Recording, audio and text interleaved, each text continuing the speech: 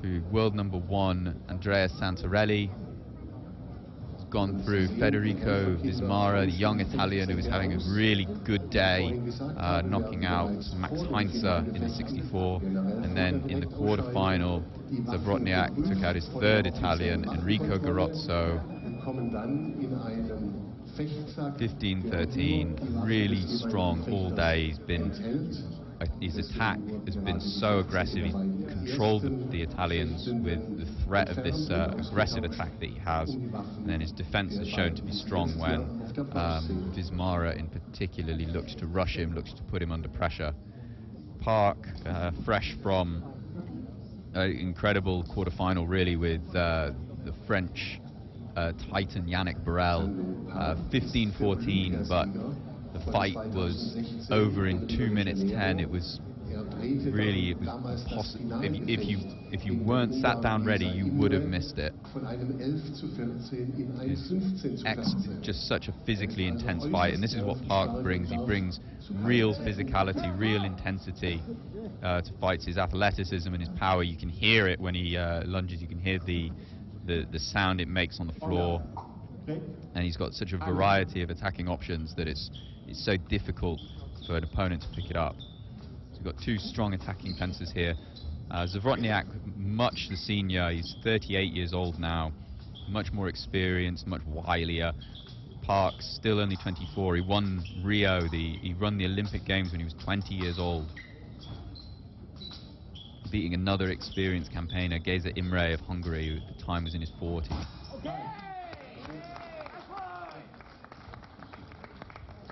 The key here, no one today has been able to deal with the variety of Zawrotniak's attacks. He's got short attacks where he can go anywhere. He's got longer attacks where that he can extend. He can go high, he can go low, he can change up the rhythm. Very few people have been able to deal with them. Likewise, Park, not as much subtlety, but the physicality and the speed that he brings means he's got just enough variety. He's got an aggressive flash, and he's got ferocious acceleration.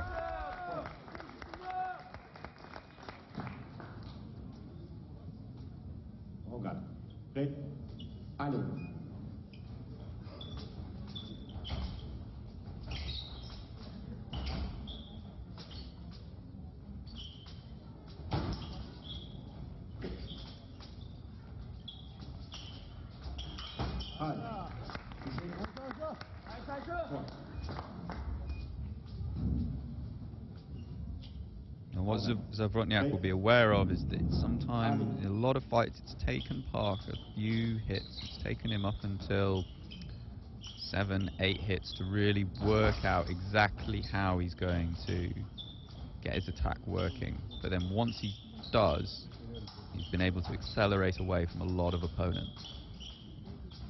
Saw it in his last 32 match against Lan of China, where he's trailing by 3 points, and then the timing, the distance, the speed clicked on the attack, and he just accelerated away.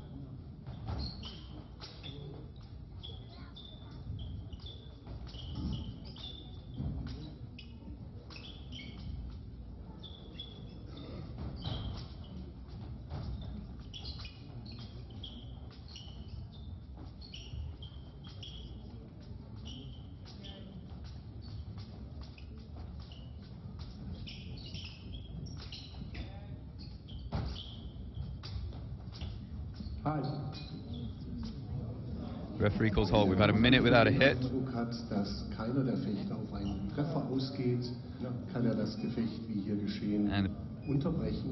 the yellow for unwillingness to fight, the P yellow card, goes to Zawrotniak. He's the trailing fencer, so he receives the punishment. If we have another minute without a hit and Park is still in the lead, it will be a point to Park. Remember, these P yellow cards and P red cards act differently to normal red and yellow cards for basic infringements. They're a category of their own.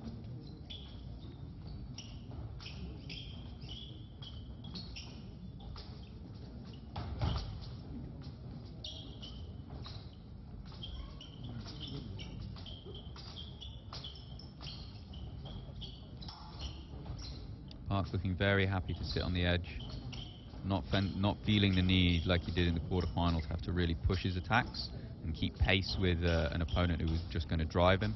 Showing his variety. He's still young, is Park, only 24. Showing variety and maturity to adapt his game to what the situation demands. Very few people have been able to find their way through Zawrotniak's defense, and as I say it, Park drives through. Full stretch attack. 5 seconds left on the clock. And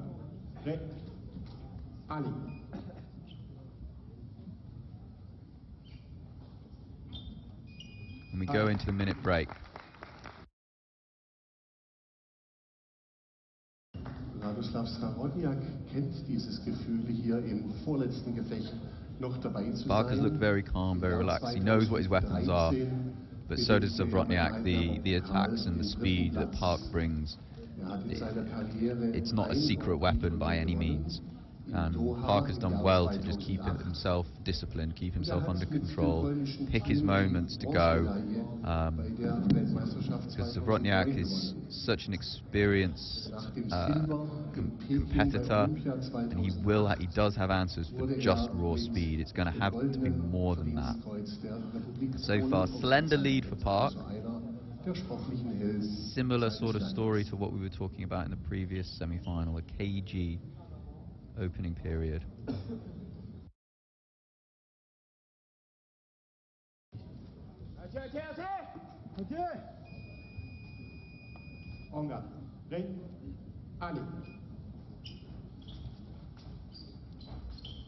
Again though, the concern for Zawrotniak, like with Bida in the previous leg match, what's going to be his scoring action? What's going to be his thing that he can rely on and that he can build a game around? We've already seen 2 really aggressive flashes from Park. That means now that's always going to be there in Zawrotniak's mind. That's twice now as well that Zawrotniak's attackers at the very best only come out with a double. Park's first point skipped away and landed the stop hit. This one gets hit but still lands the counterattack. So Zawrotniak's big weapon that he showed against Santarelli is not really there. And so he's now starting to press hard.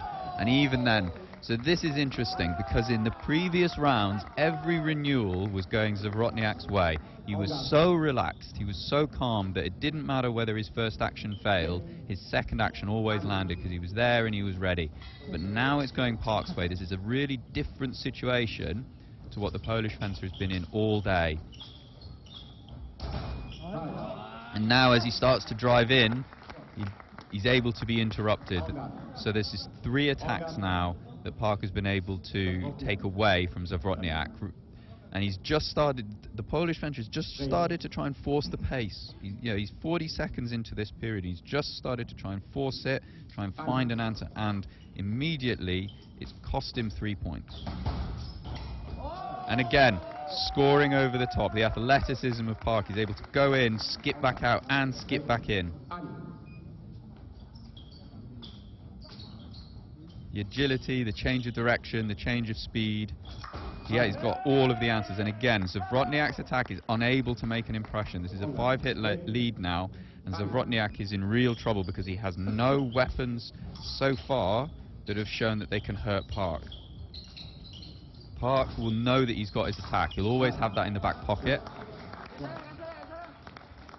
And it'll be the threat of that attack, that direct flash, will be the threat of that creates most of his options.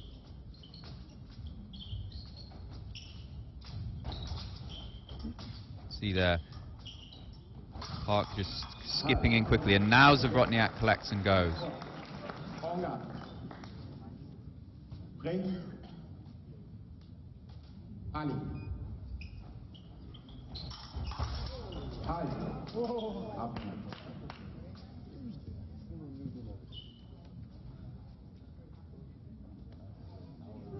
Park just reminding Zawrotniak that he's got the attack, that attack in there, and he ends up ploughing into Zawrotniak. Zawrotniak says, yes, thank you, I know you're sorry you ran into me, but I'd still like the referee to tell you to have a yellow card. He sent the referee off to look at the video.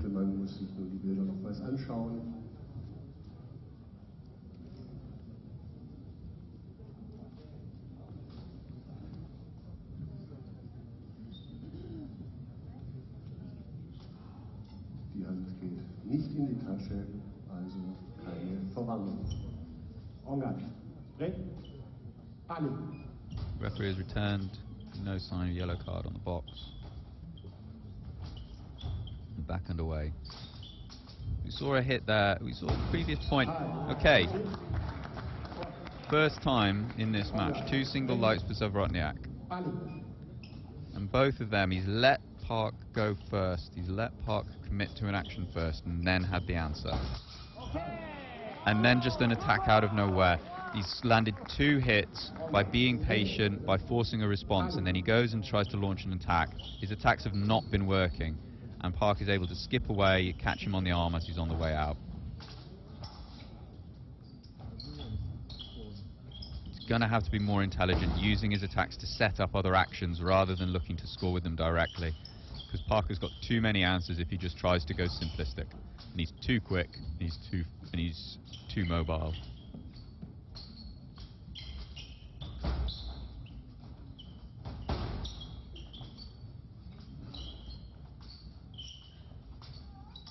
Into the final 45 seconds now of this second period. And again, just a simple attack from Zawrotniak, and every time he's getting picked off, every single time. Remember, we started this period 4-2 to Park, so that lead has now doubled, and a lot of that has been attacks that Zawrotniak did not need to launch. When he was fencing earlier against Garozzo, against Wismara, he just was not forcing those attacks. And there's the flash again. We've not seen it for most of this half. And then bang, he just reminds Zawrotniak that he's got that in his toolkit. 5 hits the lead now. Park looking really strong.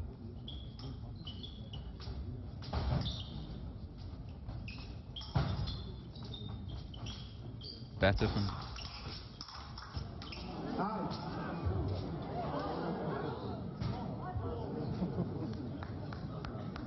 Caught up close, no actions landed, they end up stepping off the box. Zawrotniak saves the scoring equipment. Back underway, 20 seconds left in this period. Zawrotniak just trying to insist a little bit down Park's end of the piece, but he doesn't look, the Korean fencer does not look phased. And again, he's just unable to land with these renewals that looked so relaxed and so effortless in earlier rounds are now looking rushed and frantic. The speed of the Korean fencer is just forcing Zawrotniak, the veteran Zawrotniak, to have to go and to seek points out. We go into the break now, and this is a very, very different situation. Going into this start of this period, 13-7 now. Park has just pulled this one apart, and so much of it is down to Zawrotniak feeling like he has to rush, feeling like he has to push. It's very similar feeling in reverse to what happened with Wismara. Wismara felt like he had to push, felt like he had to be the first one to go, be the first one to attack, otherwise he was going to be in so much trouble against Zawrotniak's attack. Now it's on the other foot. Zawrotniak is the one feeling like he has to push. He's feeling like if he gives Park space, Park will just launch that attack. He's landed 2 or 3 of those direct flashes now. They're a weapon, but the majority of Park's points have been coming off of picking off of Zawrotniak's own attack that's been rushed and that's been not well developed, not well set up. And that, you're seeing that in the renewals as well. Final period now. Park needing 2 to close and go through to the final.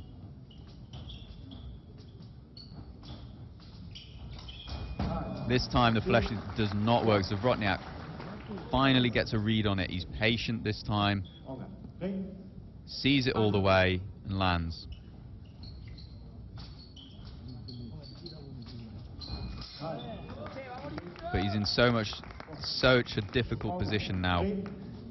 Park can just look to get his point on any action that Zawrotniak does. If he's close enough, if he's in range enough, if he opens himself up, Park can just land and score and close the fight out. And there again, attempted attack from Zawrotniak. Park's interrupting it, scoring over the top. Very much the story of this fight. The Olympic champion goes through to the final, where he will meet the world champion It is as good a lineup in an Olympic year as we could have.